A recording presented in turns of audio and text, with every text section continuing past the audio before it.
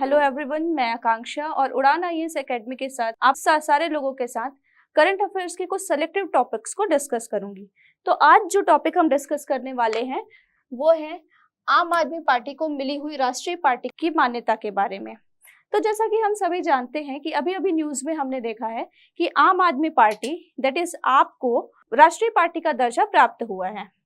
तो इस वीडियो में हम डिस्कशन करेंगे कि ये दर्जा किन शर्तों पे प्राप्त हुआ है और साथ ही दो पार्टियां हैं जिनके दर्जे को छीना गया है, तो वो क्यों हुआ है।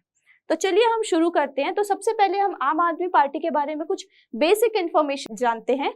तो आम आदमी पार्टी की स्थापना 26 नवंबर 2012 को हुई है। इसका नेतृत्व अरविंद केजरीवाल जी करते हैं और वर्तमान में आम आदमी पार्टी की 2 राज्यों में सरकारें हैं। पहली दिल्ली में जिसके मुख्यमंत्री स्वयं अरविंद केजरीवाल जी हैं और दूसरी पंजाब में जिसमें मुख्यमंत्री भगवंत मान जी हैं। तो अब हम आते हैं अपने मेन टॉपिक पे कि आम आदमी पार्टी। सबसे पहले हम जानेंगे कि भारत में राजनीतिक पार्टियां कितने प्रकार की होती है। तो इलेक्शन कमीशन ऑफ इंडिया के अकॉर्डिंग भारत में 3 प्रकार की राजनीतिक पार्टियां बताई गई हैं, जिसमें पहली है राष्ट्रीय पार्टी, दूसरी राज्य पार्टी और तीसरी क्षेत्रीय पार्टी। वर्तमान में भारत में 6 राष्ट्रीय पार्टियां, 35 राज्य पार्टियां और 329 क्षेत्रीय पार्टियां हैं। आज के इस वीडियो में हम राष्ट्रीय पार्टी पे फोकस करेंगे। तो वर्तमान में भारत में जो 6 राष्ट्रीय पार्टियां हैं उनमें से हैं पहली Bharatiya Janata party that is BJP, दूसरी है भारतीय राष्ट्रीय कांग्रेस आईएनसी, तीसरी बीएसपी बहुजन समाज पार्टी, चौथी भारतीय कम्युनिस्ट पार्टी और 5वीं है नेशनल पीपल्स पार्टी और लास्ट जो अभी अभी ऐड हुई है, जिसे अभी अभी मान्यता प्राप्त हुई है, वो है आम आदमी पार्टी। अब हम देखते हैं कि किसी भी राजनीतिक पार्टी को भारत में राष्ट्रीय पार्टी होने का दर्जा कैसे प्राप्त होता है। तो इलेक्शन कमीशन ऑफ इंडिया के द्वारा 3 शर्तें रखी गई हैं। जब भी कोई राजनीतिक पार्टी इन 3 शर्तों में से किसी भी एक शर्त को फुलफिल करती है, पूरी करती है, तो उस राजनीतिक पार्टी को राष्ट्रीय पार्टी होने का दर्जा दिया जाता है। तो चलिए देखते हैं कि वो जो 3 शर्तें इलेक्शन कमीशन ऑफ इंडिया के द्वारा रखी गई है वो कौन सी है।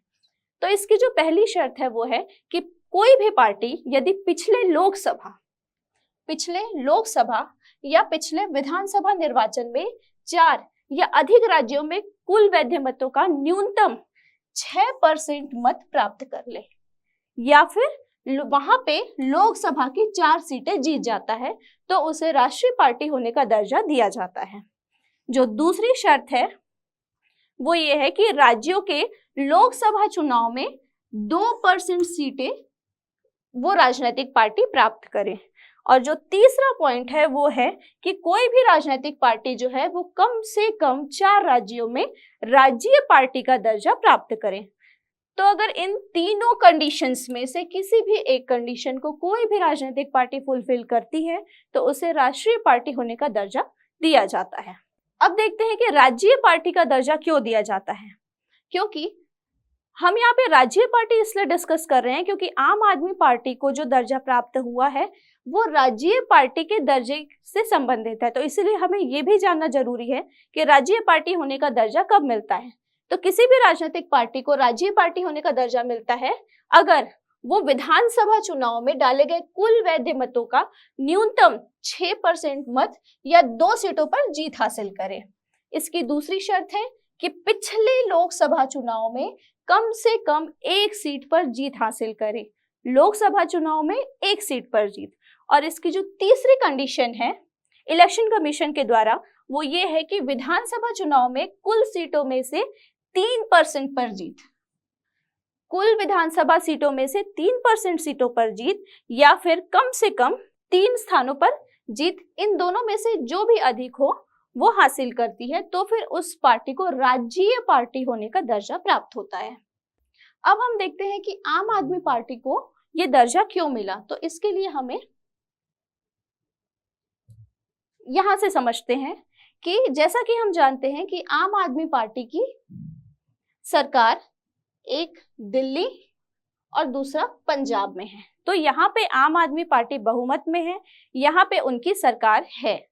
अब हम बात करते हैं तो पिछले साल गोवा में जो चुनाव हुए थे वहां पे आम आदमी पार्टी को लगभग 6.77% वोट मिले थे, तो जिसके कारण गोवा में आम आदमी पार्टी को राज्य पार्टी का दर्जा प्राप्त हो गया। और वर्तमान में जब गुजरात में और हिमाचल में जो चुनाव हुए और उसके जो रिजल्ट्स आए उसके अकॉर्डिंग हिमाचल में तो आम आदमी पार्टी को 1% वोट मिला, लेकिन गुजरात में आम आदमी पार्टी को लगभग 13% वोट मिले, तो इसीलिए गुजरात में भी उसे राज्य पार्टी का दर्जा प्राप्त हो गया। तो अब हम अगर अवलोकन करें तो हम देखते हैं कि आम आदमी पार्टी को दिल्ली, पंजाब, गुजरात और गोवा इन 4 राज्यों में राज्य पार्टी का दर्जा प्राप्त होता है। तो इस तरीके से अगर हम देखें तो आम आदमी पार्टी निर्वाचन आयोग द्वारा दिए गए 3 शर्तों में से तीसरी शर्त कि कम से कम 4 राज्यों में उस दल को राज्य दल का दर्जा प्राप्त होना चाहिए, इस शर्त को पूरी करती है। और इसलिए इस शर्त को पूरे करते हुए आम आदमी पार्टी को राष्ट्रीय पार्टी की मान्यता दी गई है। अब हम देखते हैं कि किसी भी पार्टी को राष्ट्रीय पार्टी बनने पर क्या क्या फायदे होते हैं। तो उसका पहला फायदा है कि इलेक्शन कमीशन द्वारा इनका जो चुनाव चिन्ह होता है वो पूरे देश के लिए सुरक्षित होता है। पूरे देश में अगर कहीं पर भी चुनाव हो रहे हैं तो वो पार्टी अपने चुनाव चिन्ह के साथ चुनाव लड़ सकती है। जो दूसरा फायदा है वो ये है कि इन्हें अपनी बात रखने के लिए सरकारी टीवी, रेडियो और जो अन्य माध्यम है उसका उपयोग करने की सुविधा प्रदान की जाती है। इनका जो तीसरा फायदा इनको मिलता है वो ये है कि उम्मीदवारों को चुनावों के दौरान वोटर लिस्ट की एक कॉपी फ्री में दी जाती है, जबकि जो गैर मान्यता प्राप्त राजनीतिक पार्टियां होती है उन्हें इसके लिए कुछ पे करना पड़ता है। इसका जो चौथा फायदा है वो ये है कि इन्हें अपना कार्यालय बनाने के लिए दिल्ली में सरकारी जमीन या भवन प्रदान किया जाता है। नेक्स्ट फायदा ये है इसका कि पार्टियों के उम्मीदवार का नामांकन दाखिल करने के लिए इन्हें सिर्फ एक प्रस्तावक की आवश्यकता होती है। और लास्ट फायदा ये है कि इन्हें अपने स्टार प्रचारकों को नामांकित करने का मौका प्राप्त होता है। ये अपने 40 स्टार प्रचारकों को नामांकित कर सकते हैं। अब किसी भी पार्टी को स्टार प्रचारकों की क्यों आवश्यकता होती है, या अगर हम देखें तो स्टार प्रचारक क्या होते हैं, तो स्टार प्रचारक कुछ लोकप्रिय चेहरे होते हैं जिन्हें लोग सुनना या देखना पसंद करते हैं। तो इन स्टार प्रचारकों को बुला के उनके माध्यम से जो राजनीतिक पार्टियां हैं वो अपनी बात या अपने प्रस्ताव जनता के सामने बहुत आसानी से प्रस्तुत कर सकती है। तो इसीलिए जो राष्ट्रीय पार्टियां होती है उन्हें 40 स्टार प्रचारक नामांकित करने का मौका मिलता है। और सबसे अच्छी बात यह है कि इन 40 स्टार प्रचारकों को बुलाने का खर्चा पार्टी के खर्चे में जोड़ा जाता है, उसे इंडिविजुअल जो चुनाव लड़ने वाला व्यक्ति है उसे खर्चे में नहीं जोड़ा जाता है। अब ये हमने देख लिया कि आम आदमी पार्टी को कैसे राष्ट्रीय पार्टी का दर्जा मिला, किन कंडीशंस पे मिला, और एक राष्ट्रीय पार्टी को राष्ट्रीय पार्टी की मान्यता मिलने पर क्या क्या फायदे होते हैं इलेक्शन कमीशन के द्वारा।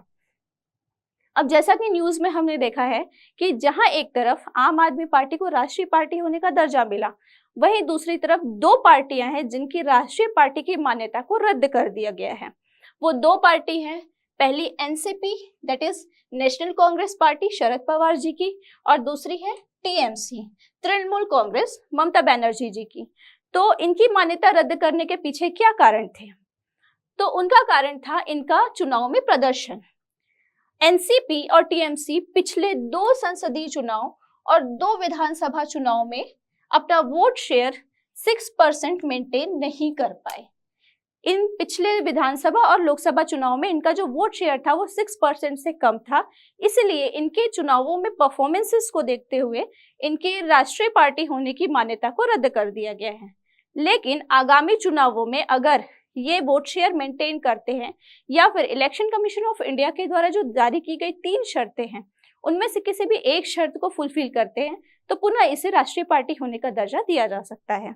तो ये टॉपिक से रिलेटेड जितने भी फैक्ट्स और इलेक्शन कमीशन ऑफ इंडिया की तरफ से जितने शर्तें और कंडीशंस थी वो इस वीडियो में आपको बता दिया गया है। इससे अलग अगर कोई भी डाउट या क्वेश्चन आपके दिमाग में आता है आप कमेंट बॉक्स पे डालिए, सारे कलेक्टिव क्वेश्चंस का सॉल्विंग वीडियो हम आपके साथ शेयर करेंगे। Thank you.